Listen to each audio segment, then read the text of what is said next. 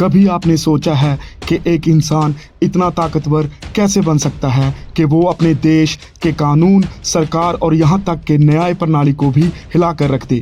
ये कहानी है पाब्लो एमिलियो एस्कोबार गवरिया की। वो इंसान जो कोलंबिया की गलियों से उठा और दुनिया के सबसे बड़े ड्रग माफिया के रूप में इतिहास में दर्ज हुआ।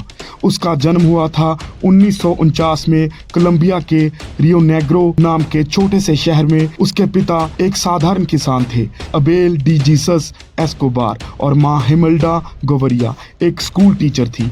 बचपन से ही पाब्लो में कुछ अलग था, तेज दिमाग, गुस्सैल स्वभाव और पैसे के लिए हद पार करने की सोच। किशोर अवस्था में उसने कब्रिस्तान से पत्थर चुराने, नकली सर्टिफिकेट बनाने और चोरी जैसे छोटे मोटे अपराध शुरू कर दिए थे। पर उसकी भूख बड़ी थी और बहुत जल्दी उसने कोकीन के धंधे में कदम रख दिया। यहीं से उसकी असली पहचान बनी, एक ड्रग किंग की। 1970 के दशक में पाब्लो ने मेडेलिन कार्टेल की स्थापना की। वो अमेरिका में कोकीन की सप्लाई का बादशाह बन चुका था।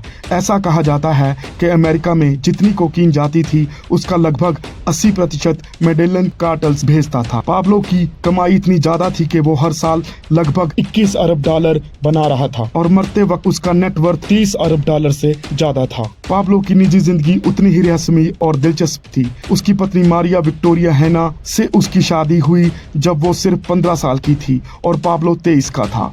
वो दोनों मेडेलिन में ही रहते थे और उनकी 2 संतानें हुई, बेटा जुआन पाब्लो एस्कोबार, जिसने बाद में अपना नाम सेबेस्टिन मारोक्विन रख लिया, और बेटी मैनुएला एस्कोबार। मैनुएला को पाब्लो बहुत प्यार करता था, इतना कि उसने उसके लिए किसी भी हद तक जाने की कसम खा रखी थी। एक बार जब मैनुएला को ठंड लग रही थी तो पाब्लो ने पहाड़ में छुपे हुए ठिकाने में स्टोव ना होने पर लगभग 2 करोड़ रुपए की कीमत के अमेरिकी डॉलर जला दिए थे, सिर्फ इसलिए कि बेटी को ठंड ना लगे। मेडेलियन में पाब्लो को एल पैट्रोन यानी मालिक कहा जाता था। उसने गरीबों के लिए घर बनवाए, फुटबॉल ग्राउंड और स्कूल खुलवाए। लोग उसे रॉबिन हुड भी कहते थे, पर पर्दे के पीछे एक क्रूर सच्चाई थी। पाब्लो ने हजारों लोगों को मार डाला। उसने जजों, मंत्रियों, पत्रकारों और यहाँ तक के राष्ट्रपति पद के उम्मीदवार को भी बम से उड़ा दिया। 1989 में अवियांका एयरलाइन की एक फ्लाइट को उसने बम से उड़वा दिया, सिर्फ इसलिए क्योंकि उसे शक था कि उस फ्लाइट में उसका राजनीतिक दुश्मन बैठा है। उसकी गिरफ्तारी के लिए अमेरिका की DEA यानी ड्रग इन्फोर्समेंट एडमिनिस्ट्रेशन ने 2 अफसर स्टीव मर्फी और जेवियर पेनिया को कोलंबिया भेजा। ये वही 2 लोग हैं जिनकी जिंदगी पर नेटफ्लिक्स की सीरीज आधारित है। एस्कोबार ने जब इन दोनों के सिर पर $3 लाख का इनाम रख दिया तो उन्होंने मेडेलियन के पास पुलिस बेस में छिपकर रहना शुरू कर दिया। वहीं से उन्होंने कोलंबियन नेशनल पुलिस के साथ मिलकर एस्कोबार को ट्रैक करना शुरू किया। CIA का एक प्रोग्राम सेंट्रा स्पाइक एस्कोबार की रेडियो फ्रिक्वेंसी पकड़ने में मदद करता था, लेकिन आखिरकार एस्कोबार की आखिरी लोकेशन एक मुखबिर से मिली। एस्कोबार को पकड़ने में सर्च ब्लॉक नाम की स्पेशल पुलिस यूनिट ने बड़ी भूमिका निभाई, पर साथ ही साथ एक और ग्रुप लॉस पीप्स भी था। ये एक प्राइवेट डेथ स्क्वाड था जो पाब्लो के दुश्मनों द्वारा चलाया जाता था।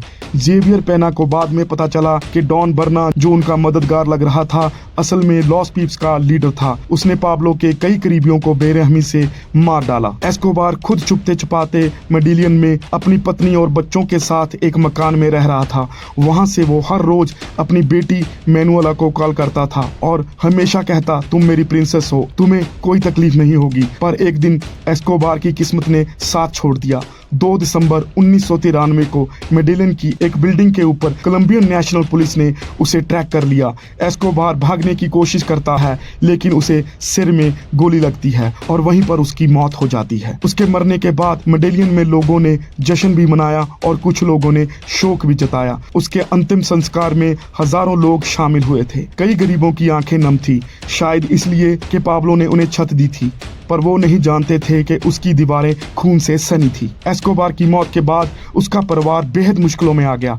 पत्नी मारिया, बेटे जुआन पाब्लो और बेटी मैनुएला को देश छोड़ भागना पड़ा। कोई देश उन्हें पनाह नहीं देना चाहता था। एक समय आया जब उन्हें शरणार्थी की तरह दर दर भटकना पड़ा। आखिरकार अर्जेंटीना ने उन्हें शरण दी। वहां जाकर उनके बेटे जुआन पाब्लो ने अपना नाम सेबेस्टिन मारोक्विन रख लिया और अब वो एक आर्किटेक्ट और लेखक है जो दुनिया को अपने पिता की सच्चाई सच्चाई बताता है। मैनुएल एस्कोबार, जो कभी अपने पिता की जान थी, अब तक किसी पब्लिक इंटरव्यू में नहीं आई। कहा जाता है कि वो मानसिक आघात से उबर नहीं पाई और गुमनाम जिंदगी जी रही है। पाब्लो एस्कोबार की कहानी कोई साधारण गैंगस्टर की नहीं है।